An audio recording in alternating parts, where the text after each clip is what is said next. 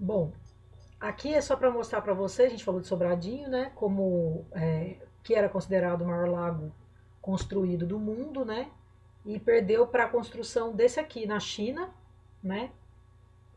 Que hoje é considerado o maior lago artificial do mundo, tá certo? Na construção dessa represa hidrelétrica de Três Gargantas na China, que hoje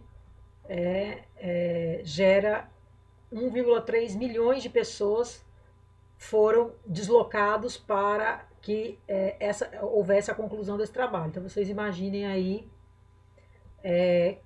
que impacto, né, da construção dessa barragem.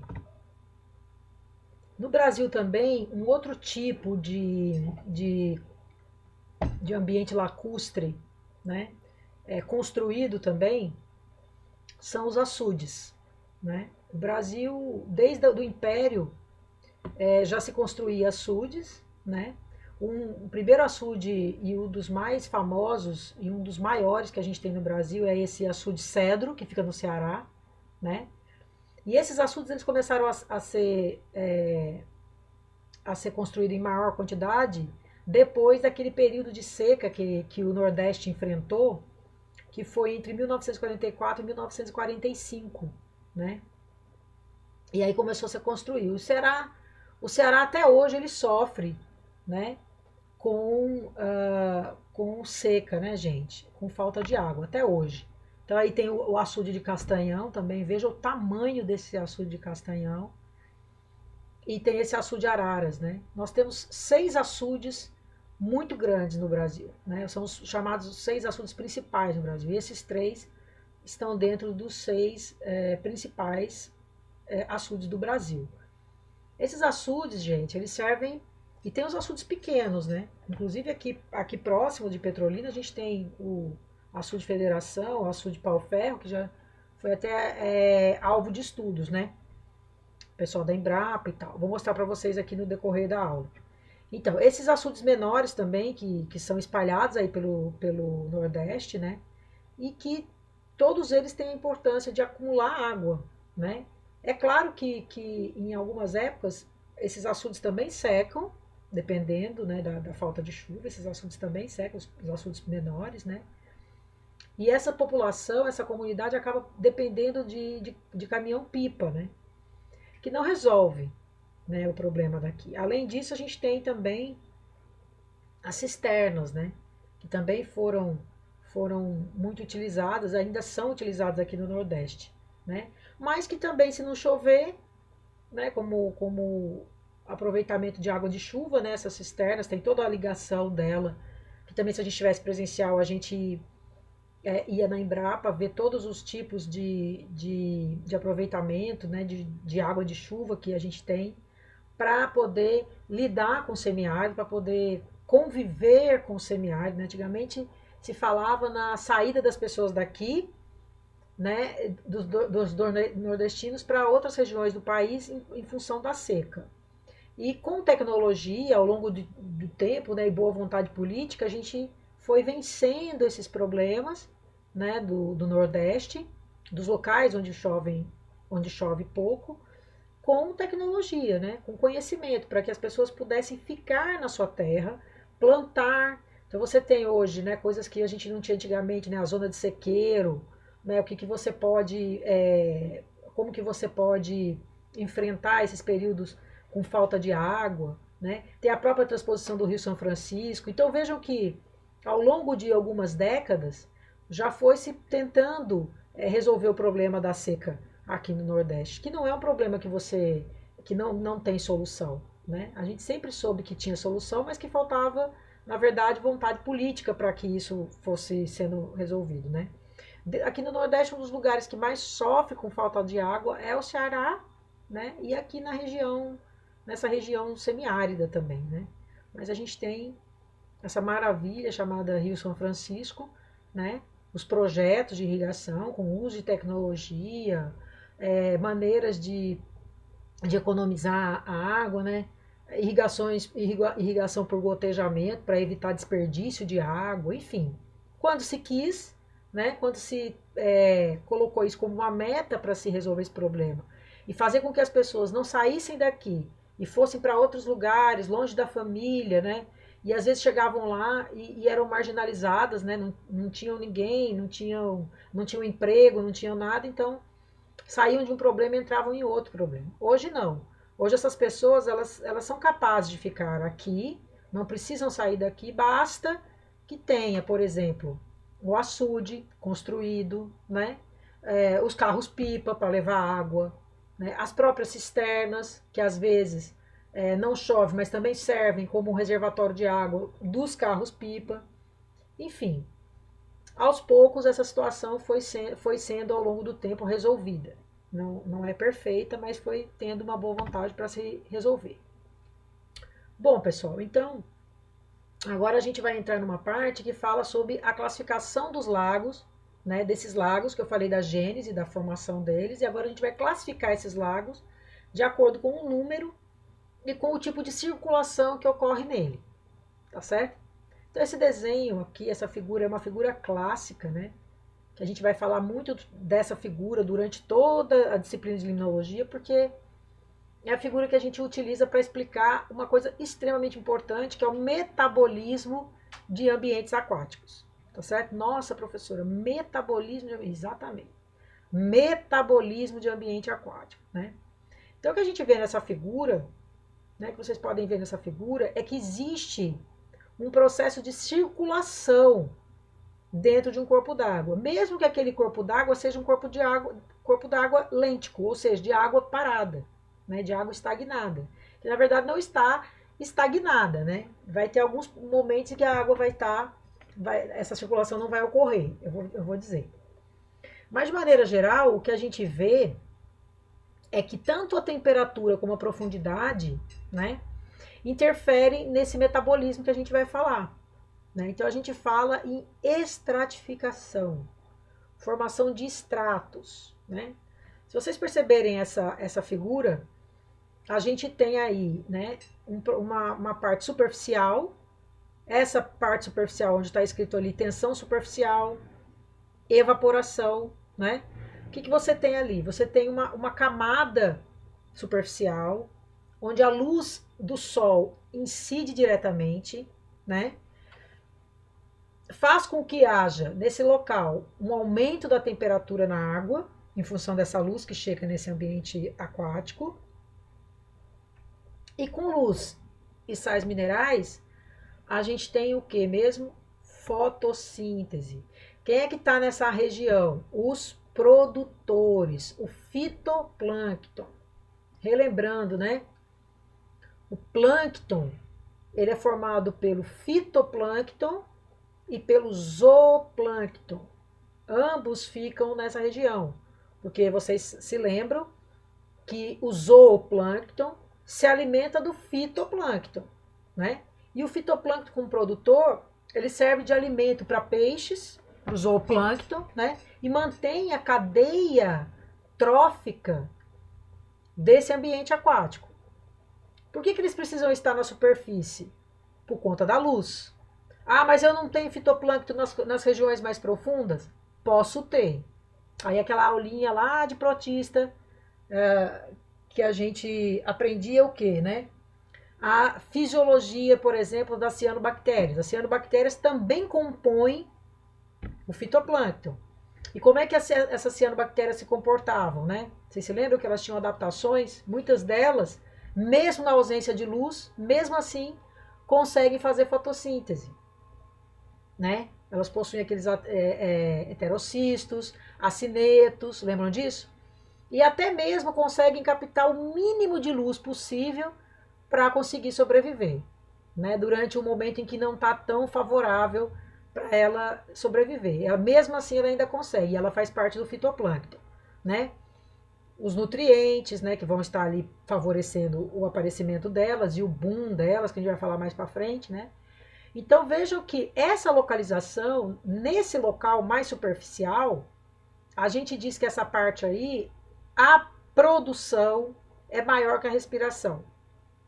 Depois, né, a gente tem ali, vocês estão vendo aí, né, uma circulação de água, né, circulação de calor, de luz, de oxigênio, que é a região de fotossíntese.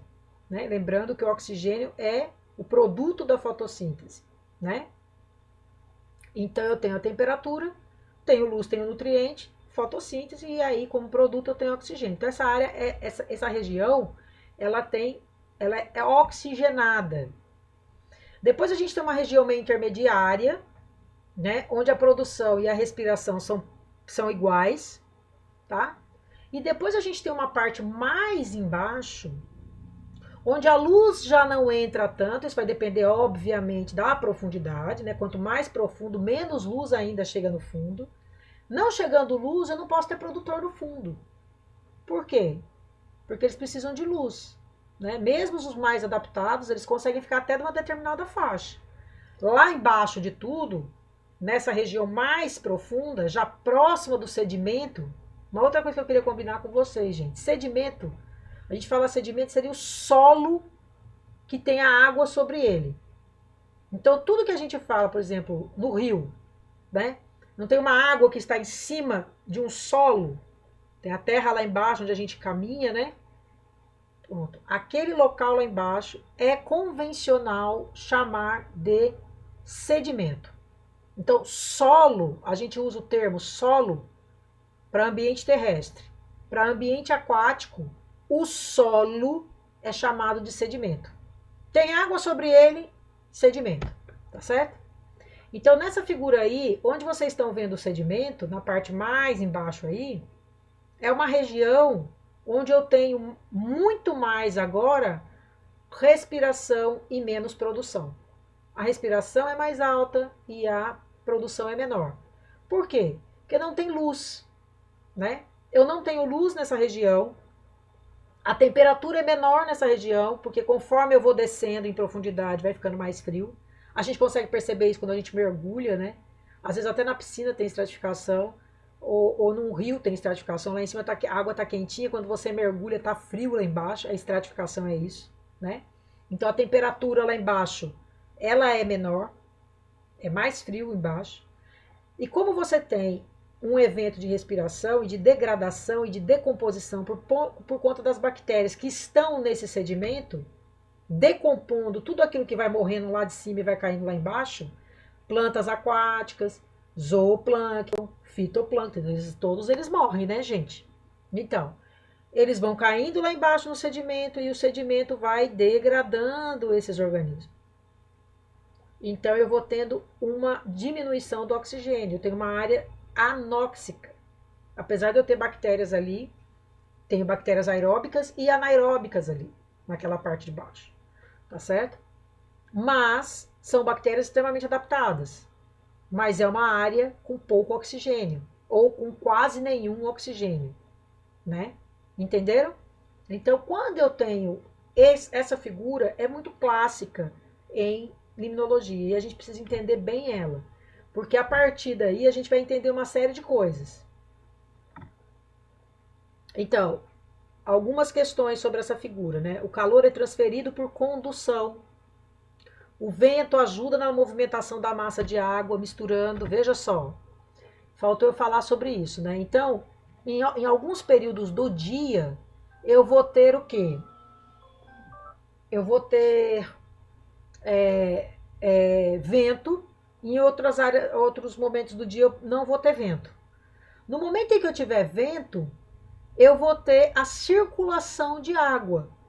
Eu vou ter circulação, como vocês estão vendo aí nessa figura.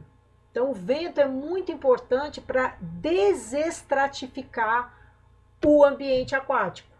Quando formou os estratos, né, a parte de cima, onde eu falei para vocês da produção, a parte intermediária, tem nome, viu, gente? Cada partezinha dessa tem um nome que eu vou explicar.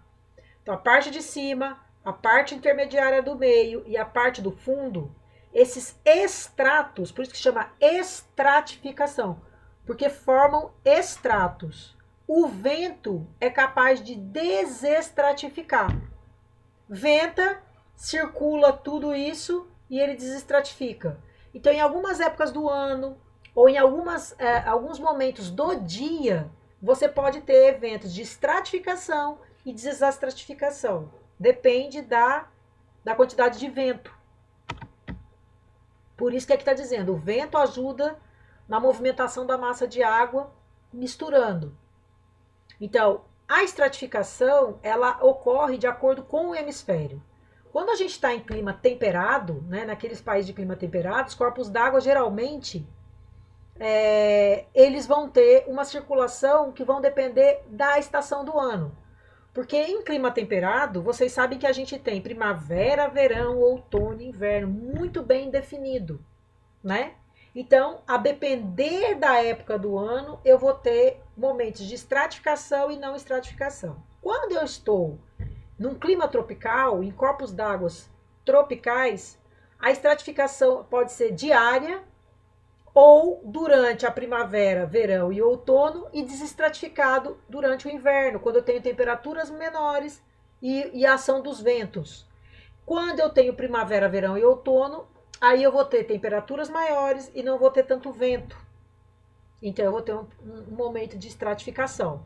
Então, no clima tropical, a estratificação ela é dependente também da estação do ano.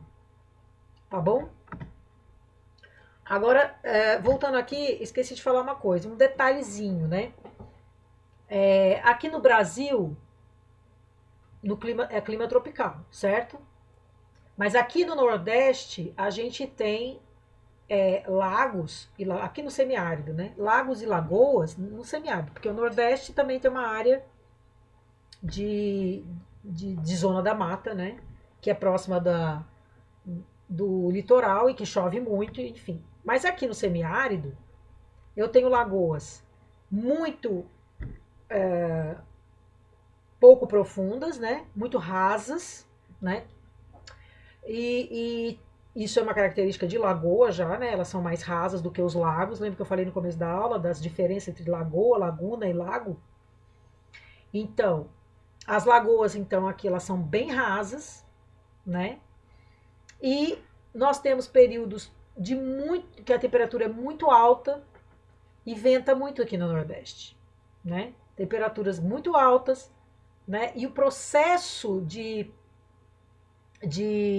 degradação, de respiração e de decomposição, ele é muito rápido, muito mais rápido do que no clima temperado. Por quê? Porque a temperatura favorece essa degradação de tudo, né? Das plantas, de todos os organismos que estiverem para serem degradados, né? A decomposição ocorre muito rápido, tanto no ambiente terrestre como no ambiente aquático, né? O que favorece a gente ter essa exuberância que a gente tem no Brasil é sim a temperatura, né? Por conta da respiração e da degradação. Então, olha só, gente, aqui. Lembra que eu falei para vocês que a gente tem uma estratificação que depende da temperatura e da profundidade, principalmente dessas duas variáveis? Muito bem. Lembra que eu falei dos estratos e que eu ia dar o nome para os estratos? Pois então chegou a hora da gente dar nome para esses estratos. O primeiro estrato, que está em vermelho aí na figura, ele é chamado de epilímnio, né? Esse estrato é onde você tem maiores temperaturas. Veja o gráfico ao lado da figura, né? Mostrando a temperatura quase até 30 graus, provavelmente é um clima tropical essa figura, né? 30 graus, quase 30 graus. E percebam que conforme eu vou aprofundando, né? Ele colocou aí, ele não fala a profundidade de quanto é, né? Mas conforme vai se aprofundando, você vai tendo uma diminuição da temperatura. Veja que ela sai de 30 lá em cima na superfície e vai para 4 lá embaixo.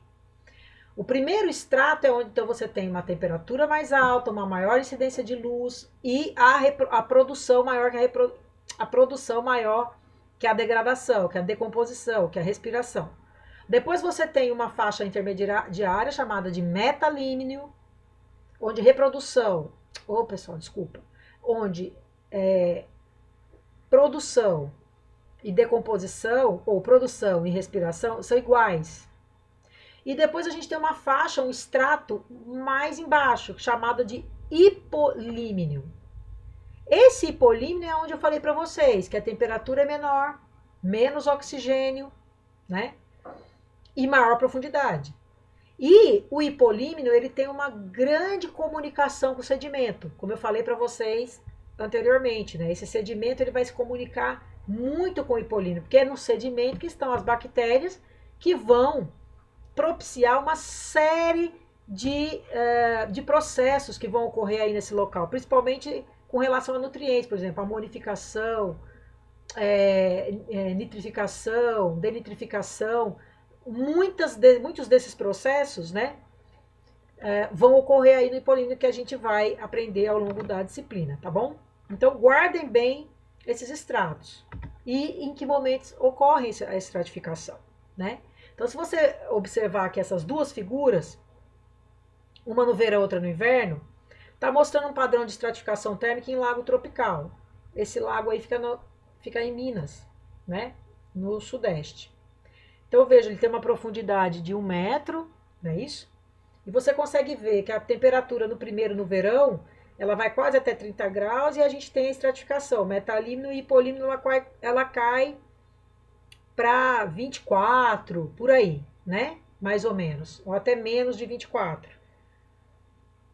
Né? Mais frio e tal. E isso no verão. No inverno, se você perceber, o que está mostrando é o quê? Uma homogeneização do ambiente aquático, ou seja, não tem estratificação, porque a temperatura já é menor, né? Vocês vejam ali que a temperatura máxima é 26, mas está mostrando ali que a temperatura de cima da parte do epilímeno até embaixo do hipolímeno é a mesma temperatura, que é esse risco vertical que tem aí, tá certo? Que está entre 22, 23 graus, né? 23 graus. Contra os quase 30 graus no período do verão. E provavelmente no inverno, além da temperatura ser menor, você tem a ação dos ventos também.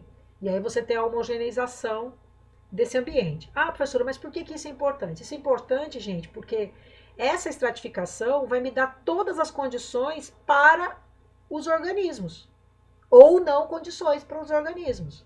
Vai favorecer um organismo em detrimento do outro. Como eu falei para vocês na primeira aula de limnologia não é só química da água, né? Os trabalhos de limnologia, você precisa fazer uma relação da química da água e do sedimento com os aspectos biológicos daquele local, né? Com os organismos que ocorrem naquele local. Por isso que em limnologia você tem que analisar os aspectos bióticos e os aspectos abióticos. Os dois são importantes, né? A interação entre eles é muito importante. Eu vou ter organismos que vão se adaptar muito bem na parte do epilímeno, mas não vão conseguir ficar no metalímeno e muito menos no hipolímeno. E assim sucessivamente, né? Então, essa estratificação, ela vai trazer uma série de cenários possíveis para um ambiente aquático, né? E a gente tem que entender o metabolismo natural, o metabolismo normal do ambiente aquático. E quando esse ambiente aquático ele sofre, por exemplo, a interferência humana, e a gente tem que saber qual é a fisiologia dele, o metabolismo dele normalmente, para entender por que, por exemplo, eu tenho mortandade de peixe num determinado horário do dia, num determinado corpo d'água, né? Por exemplo, você foi contratado por uma empresa para prestar uma consultoria porque teve um monte de peixe que apareceu morto num dia lá de manhã, por exemplo. E aí você é contratado para dizer, né, que houve um derramamento de algum produto tóxico e o que esse produto tóxico alterou a fisicoquímica da água e alterando a fisicoquímica da água modificou os padrões metabólicos daquele ambiente, né, naturais metabólicos daquele ambiente que levou à mortandade de peixe naquele dia, né? Então você tem que saber primeiro o funcionamento normal, é que nem um médico, né, gente? O médico tem que saber o funcionamento normal da gente para saber quando a gente está com algum sintoma, que aquele sintoma não faz parte do metabolismo normal. Aquilo é alguma coisa anormal. E aí ele vai tratar, vai dar um monte de cenários para você, isso pode ser isso pode ser isso, né? Vai fazer exames, que no caso da gente seria as análises de água, para depois dar um parecer. E um prognóstico, a partir dessa constatação aqui, dessa análise que a gente fez de água, desse valor de pH e tudo, da mortandade de peixes, né, da quantidade de peixes que morreu, do horário que os peixes morreram, a gente vai falar sobre isso, então. Tudo isso vai me dar subsídio para construir, por exemplo, um relatório. Né? Você, como biólogo, foi contratado para fazer um relatório ambiental de algo que aconteceu naquele corpo d'água. Então, primeiro você tem que saber qual é o funcionamento normal daquele corpo d'água, para depois você entender o que é que aconteceu e dar um diagnóstico e depois um prognóstico, que são coisas diferentes. Então, a gente usa até os mesmos termos que a gente usa em medicina, a gente usa em meio ambiente também, porque na verdade não deixa de ser, né? Não deixa de ser um corpo, um organismo, né? O meio ambiente é um organismo, não é isso? Que tem ali o seu metabolismo natural, o seu metabolismo que é o correto, né? E ele vai sofrer alterações e por conta de alterações ele vai apresentar alguns sintomas. Então, por exemplo, a mortandade de peixe passa a ser um sintoma de que alguma coisa naquele corpo d'água não está bem. Aconteceu alguma coisa. Aí cabe a você, biólogo, identificar o que foi que aconteceu. Foi uma praga que deu nos peixes, né? Ataque de um fungo. Foi alguma coisa, né? Alguma empresa, né? Uma indústria têxtil, um outro tipo de indústria que está lançando naquele corpo d'água algum esgoto sem tratamento. Então foi algum produto químico que entrou naquele corpo d'água. E se aquele corpo d'água for utilizado para ser como água de consumo humano, por exemplo? Então a mortandade daquele peixe me mostra que aquela água ela não está boa para ser utilizada para consumo humano, né? Mas tudo isso vai fazer parte de todo uma análise completa de dados bióticos e abióticos para você chegar a um diagnóstico. Olha, foi isso que aconteceu.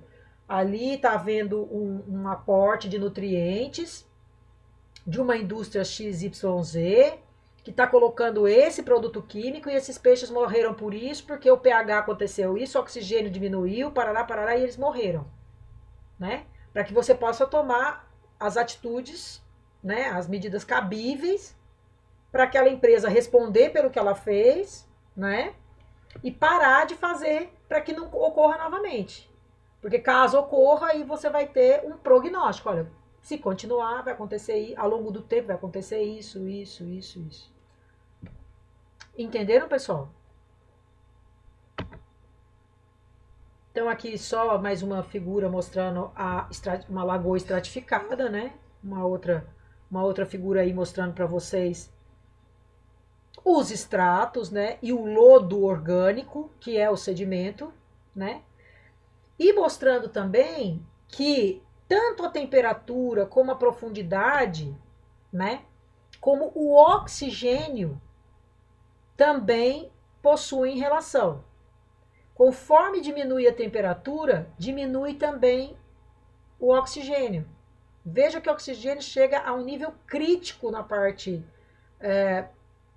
do hipolímeno, né? Veja aí esses dois gráficos. A temperatura caiu de 30 para aproximadamente 23 graus e o oxigênio teve uma queda brusca, chegando a ficar zero, né? A partir de um determinado, de um metalímeno ali até o hipolímeno não tem oxigênio, ok?